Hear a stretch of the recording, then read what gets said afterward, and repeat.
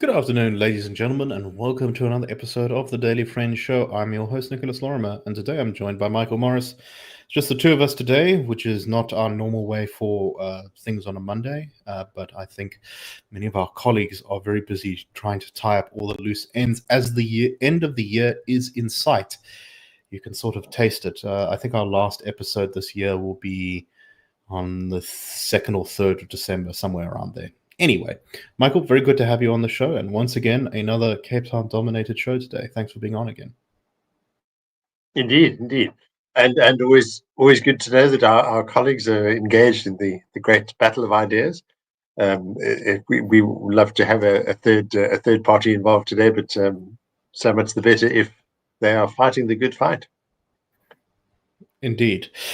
Let's start off with what for me and my personal feelings is very much a self-indulgent kind of story that amuses me to no end, and that is the latest update in the ongoing internal conflict. I think that's actually putting it far too mildly inside the EFF, which doesn't seem to be getting any better. We've seen Mbuyiseni Ndlozi leave the party. We've seen Dalian Mpofu leave the party. We've seen Floyd Shivambu leave the party. And Malema has been tweeting these sort of crazy, sort of alluding to someone else as the next to go. And there are people among us who sing beautifully, but we are keeping an eye on them. Sort of all threatening, weird statements. And it looks like, as many suspected, it's clear who his next target is. And this is Mbuyiseni Ndlozi, who is a long-term spokesperson for the EFF and was the party's national spokesperson from 2013 to 2020. Ndlozi is favored by the anti-Malema people within the EFF to be the next, I think, deputy president of the EFF. However, the EFF's leadership around Julius Malema seems to prefer Godric Gardee as to be the next one. Now, apparently, Ndlozi has not, according to the reporting in News 24, has not actually agreed to stand for any leadership position, but that hasn't stopped the EFF's leadership from freaking out a bit. Apparently, he's been banned from attending the EFF's next elective conference at the end of the year, or even though he's apparently not even a candidate. So much is the fear, it seems, that he would cause some sort of disruption just simply by his presence, that it seems like Malema doesn't even want him to be there. Ndlozi has apparently also been missing from recent high-level EFF meetings. They have their meeting of their central command team last week, where apparently he wasn't there. Sorry, it's the City Press reporting, not News 24 reporting. He was removed from the Parliamentary Portfolio Committee on Trade Industry and Competition last month. So it very much looks like he's being scrubbed out of the party. Although, according to the anonymous source within the EFF who was talking to the media, the Malema faction can't chuck him out yet because they don't actually have a reason, because he hasn't done anything that they can kind of say is bringing the party to disrepute or is worthy of discipline. Although, I mean, I don't think that's going to stop them. Apparently, Ndlozi wants to be thrown out rather than resign, although I don't know how long that'll last for. So, I mean, obviously, this is a pro-Ndlozi account we've had from within the EFF here. So there should be, I think, a little bit of a pinch of salt taken with the whole thing. But man, it's wild how sort of small and pathetic the EFF just looks right now. What was once in many ways one of the most influential players in South African politics just seems to be disintegrating around the ego of Julius Malema. What do you make of this, Michael? I mean, your last comment reminds me that for years now, maybe 10 years, when people have been constantly warning about the EFF, not unreasonably, I think the warnings have always been sound, because the EFF did represent, or does represent, a kind of politics which would not be welcome in South Africa and would not serve national interests, either of the elite or the wealthy or the privileged, or of the poor masses.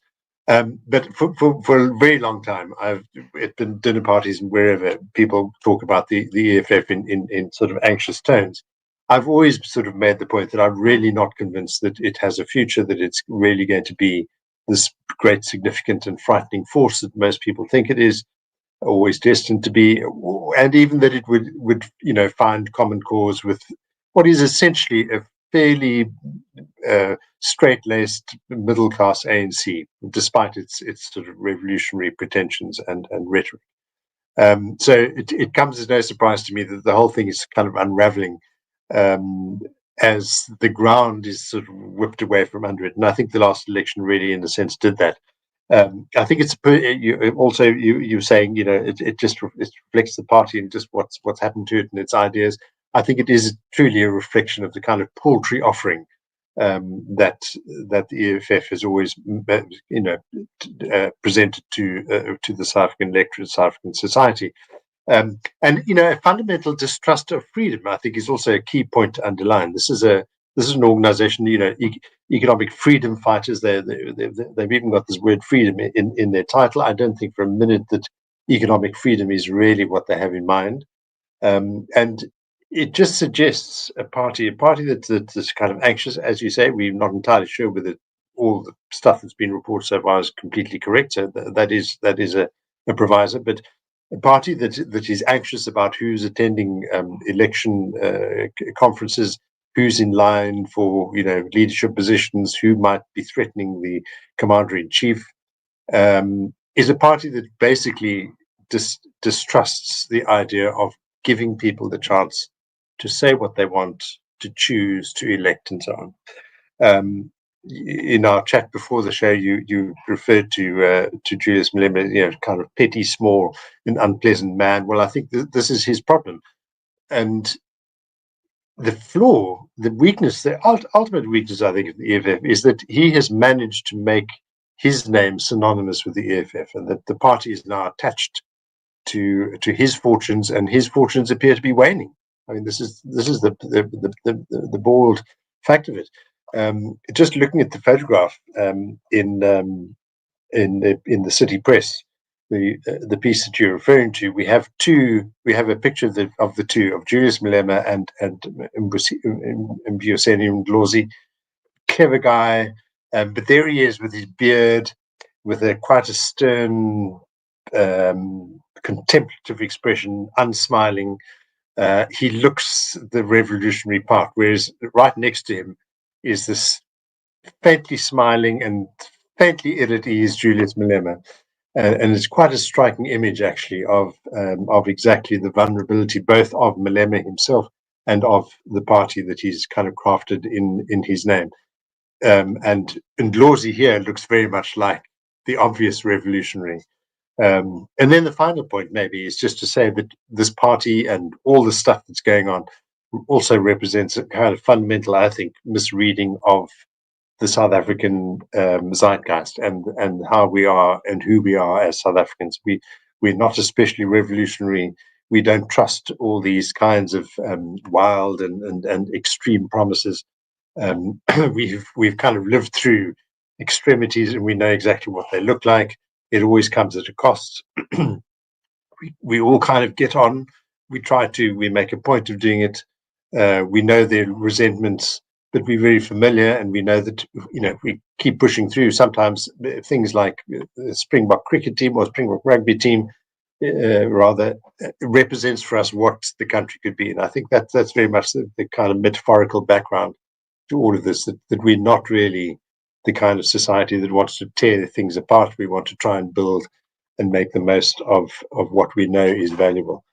So there we go. I mean, that's quite a long and rambling answer, but I think quite a significant story, if true, that, if this fellow Ndlozi, who I think is very clever, I think typically the EFF has tended to attract smart people, well-educated people. A lot of their supporters, I think, better educated than most other parties. Young students, middle class even. So I think he's a clever guy, and that must present itself as quite a risk to Julius Malema. So this is kind of what I wanted to talk about next is, what replaces the EFF. So I completely agree. Our polling and the polling of basically anyone who's asked these questions shows that South Africans are pretty middle of the road, pretty sort of conservative in the sense of the word, that they don't really like radicalism or change too much. I think, South Africa is a pretty chaotic and violent place, and so a lot of South Africans are not really keen on that stuff because they want to get away from it. They want to, retreat to somewhere that's a little bit more safe and secure and stable. And that's everyone from the poorest to the richest. But the EFF still do represent a strand in our politics that goes from anywhere, depending on how you measure it, from sort of 5% to 25% of South Africans. This kind of radical left, rejectionist, deconstructionist, student this, undermine the systems that revolutionary feeling. And I think together with MK, who also wins over some of those voters, they do represent a real sort of strand in South African politics. So I suspect there always will be something like an MK or an EFF in South Africa as politics. Who knows how big it will be? I don't think it'll ever be more than about sort of a quarter of voters. Or parliament. But I think the real question now is what exactly is going to replace the EFF if it does continue to sort of bleed senior leaders. And it looks like MK will be that. But MK is a different beast. I mean, firstly, it's got a sort of different sort of geographical and kind of social and ethnic basis. The EFF is very much focused in Northwest miners from the Platinum Belt and Pedi speakers from Western Limpopo. That's kind of their stomping ground. And then also people in townships, particularly in Gauteng. Whereas, of course, MK does have some of those same people, particularly some sort of anti-ANC township voters, but it also is mostly focused in KZN and Southern Mpumalanga.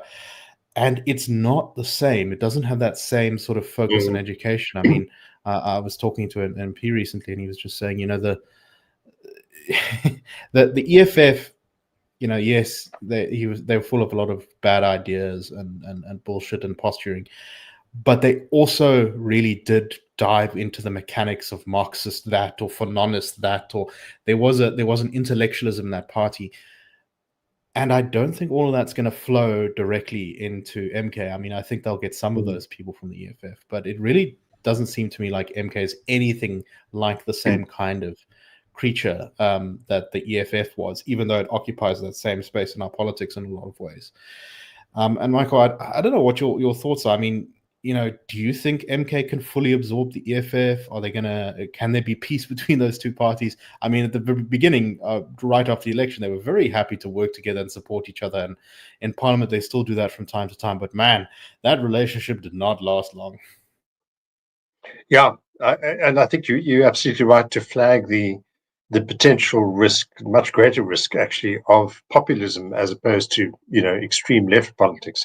I've often thought that for liberals, if they weren't a sort of left or right opposition to us, we'd have to invent it, because that is really part of what the liberal proposition is. It's a vivid argument between ideas. You need to have that argument. You need to be demonstrating your willingness and ability to contest things and to find the best answers for the moment by contestation and argument and sharing of ideas, and then to be able to ditch them also and to move on. So for that, you need a kind of dynamic politics, and you need contestation, people disagreeing with you, and so on. The trouble, I think, often with the EFF was especially that it tended to relate that sort of ideas market with race, and that became nasty, just simply nasty and brutal and brutish and very base, actually, in the original English sense, not in the current, not in the parlance of the social media. Basic, I suppose, is what I want to say. So yeah, I mean the risk of a party like MK managing to capture those areas of discontent, maybe in the South African politics, and corral it into a more populist and ethnically driven and kind of politics, could be quite nasty. We don't need that. We've had that too, I think, in our past. So we South Africans, we are aware of the things that don't work, and yet they're often are quite appealing. These things do offer an appeal to people who are in dire straits, desperately wanting some kind of change in their lives. I was just thinking quite recently, or maybe even this morning actually, of our former boss, Frans Cronje's comment a little earlier this year that the greatest risk to the GNU is that it becomes perceived as a kind of elite thing. It's an elite deal that's going to benefit top end investors and people like us living in pleasant houses in the suburbs. And that would be a failure if it's perceived merely as a benefit to that part of society. It's got to be seen to be a good thing for everybody and for the masses of the millions of people who are poor and want a better life. So that body of people are out there. They're looking for. They're watching politics closely. They're hearing what the politicians are saying. They're hearing what we're saying. This is all a great thing, but if it doesn't register in their lives as a wonderful thing, they're going to be available to alternative appeals. So I think you're absolutely right. I can't see. I think you're right there. The EFF would naturally translate into the MK. They're two very different things, but the risk is that one kind of extremism feeds into another. So that will have to be watched. And I think the only way to counter it really is for the GNU to be alive to this and to show its accountability to people, show that it is actually really genuinely interested in answering in answering these desperate questions and pleas from the populace, which have been by and large turned a deaf ear to over the past 30 years. No, definitely. Of course, the other problem with MK is that it very much suffers in some ways the same problems as the EFF. In fact, more so in some cases. It's quite dysfunctional internally. It has sort of infighting. It's a one-man band in a lot of ways, and that Zuma sort of dominates the party's identity in a way that the ANC and the DA don't suffer from. Of course, it's also possible that some of these elements have always been a strong voice within the ANC. And it remains to be seen whether the ANC will manage to rid themselves of that kind of revolutionary tendency and revitalize the party, or whether they will sort of stay split between those who live in reality and those who want to set everything on fire. Okay, Michael, do you want to? We've got a bit long on that one, so I'll let you choose our next topic. Do you want to do the Bela Act stuff, or do you want to do the Joburg Civic Center stuff? Well, maybe we go from one to the next, because there's a kind of continuum, as there so often is with news in South Africa. I mean, news reflects the society, and that's what we're looking at. So maybe looking at the Bela Act and the kinds of ideas that appear to be emerging about how we do government now and how we tackle these difficult things, and the contradictions, maybe the tensions that arise. Okay, as anyone watching the show and following the news has seen, the Bela Bill has been pretty contentious, particularly clauses, I think it's 4 and 5, which grant a lot of power over schools to provincial administrators rather than leaving them with the school governing boards. This concerns mostly admissions policy and language policy at various schools. Now, there's been a lot of opposition to that, and many of the parties in the Government of National Unity, who are not the ANC, are not super happy, particularly the DA and the Freedom Front Plus, with the Bela Bill for various different reasons. Some of it is fear that this will be exclusively used to target Afrikaans language schools, to get rid of them. There's also fears that this will just centralize power in provincial administrators, and therefore would create even more dysfunction in our education system, or that would allow sort of schools that are functional to just become kind of dumping grounds for people who can't, there'll be many ways for provincial administrators essentially to just punish schools they don't like. it could cause all sorts of dysfunction. So there's lots of opposition to this bill. When President Ramaphosa signed it, he agreed that he would suspend the implementation of clauses 4 and 5, pending some sort of compromise that could be reached within the Government of National Unity with regards to this by sort of December. So that's been ongoing behind the scenes in the Government of National Unity. And there's been this clearinghouse mechanism which has been set up to essentially, particularly between the DA and ANC, although all the GNU partners are involved, to discuss complaints, issues, things that are tearing that very fractious coalition apart. Apparently, at a meeting of the National Working Committee of the ANC this week, Paul Mashatile clashed with Minister in the Presidency Natasha Veni, as well as Nomvula Mokonyane, for over this issue. Mashatile said that the ANC no longer has a majority, and we have to listen to the grievances raised by our partners in the Government of National Unity, according to reporting on this stuff. Mashatile is actually the chairman of the clearinghouse, and I think he's been seen in some ways as sort of an opponent or a potential opponent of the GNU. So it's interesting to see that he seems to be defending the thing that because the DA, for example, has said that it might leave the GNU if the Bela Bill's implemented full force. Mbuyiseni Ndlozi and the Minister in the Presidency retorted that this act was passed by Parliament, including the contentious clauses, and therefore it was the will of the South African people and had to be pushed forward so that deracialization and decolonization of the education system could be achieved. A ANC leader who spoke anonymously to the newspaper, but I strongly suspect is either Mokonyane or the Minister in the Presidency, said, quote, "If we cower on this thing, it will mean we have no intention of promoting integration, of decolonizing and deracializing the education system. If we cower on such an issue, what about the decolonization of the entire education system?"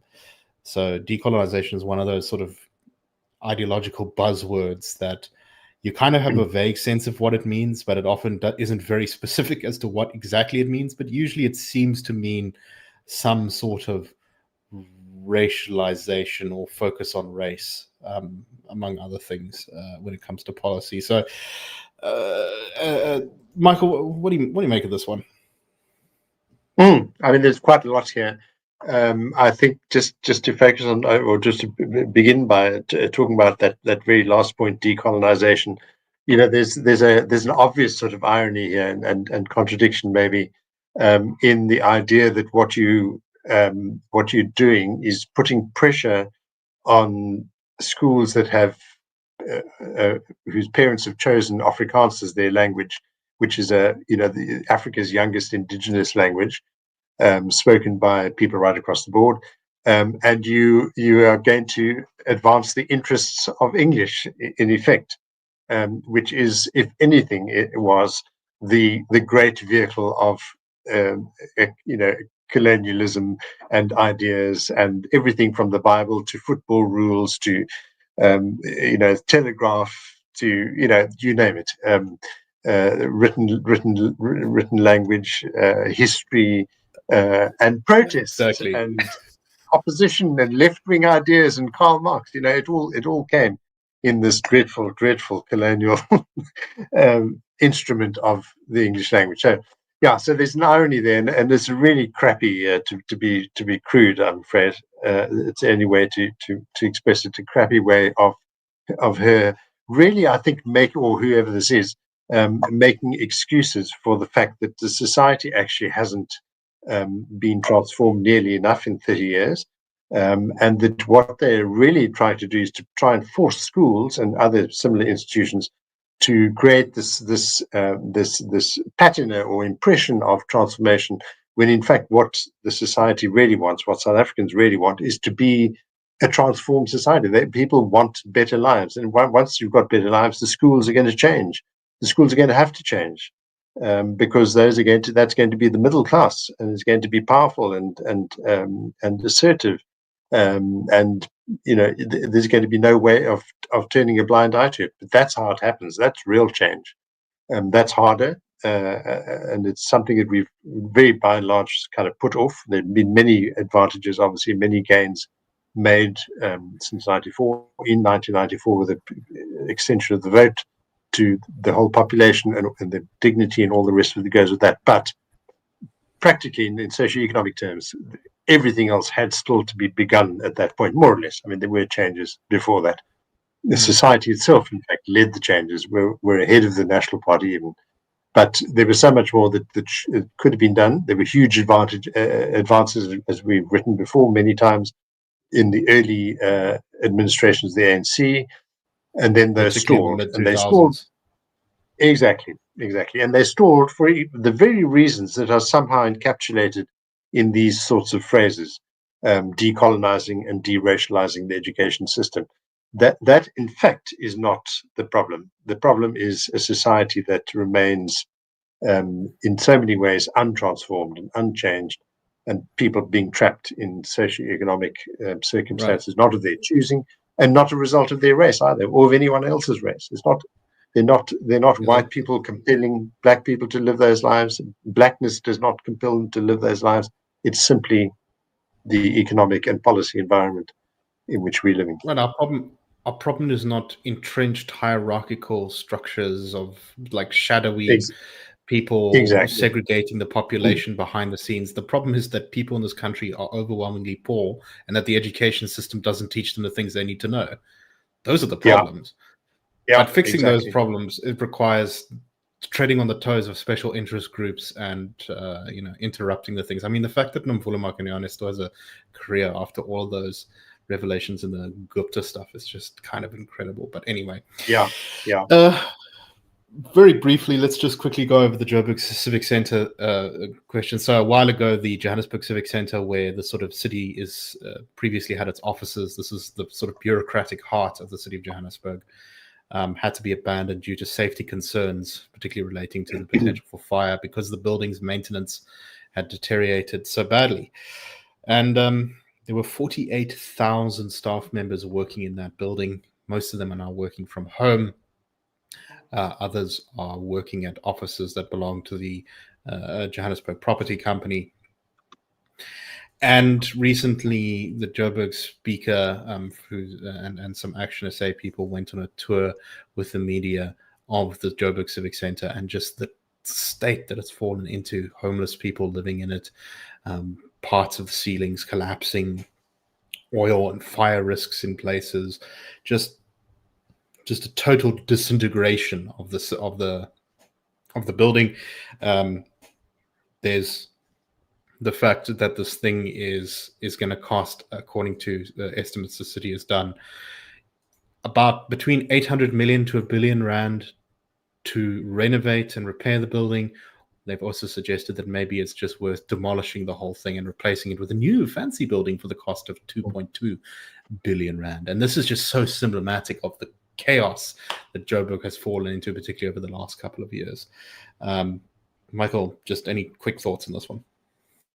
Yeah, I mean, I think, it's sadly that we are so familiar with this, aren't we? I mean, the ordinary people of South Africa see this over and over again, been writing letters to the newspapers. The parties have been raising it. The institutions like the IRR have been talking about it all the time.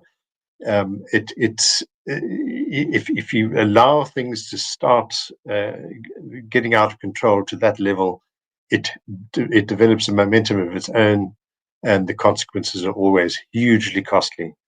So this is I mean, a tragic reflection of a very much "I told you so" kind of case, but there it is. You have and pretty sad. I mean, I grew up in Joburg. I lived there my whole life, and I even served in the city administration. I went around those offices when I was a councillor, and it's sad to see my hometown just sort of collapse into this state.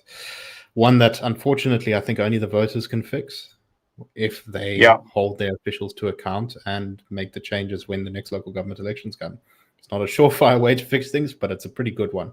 Anyway, very briefly, last story for today.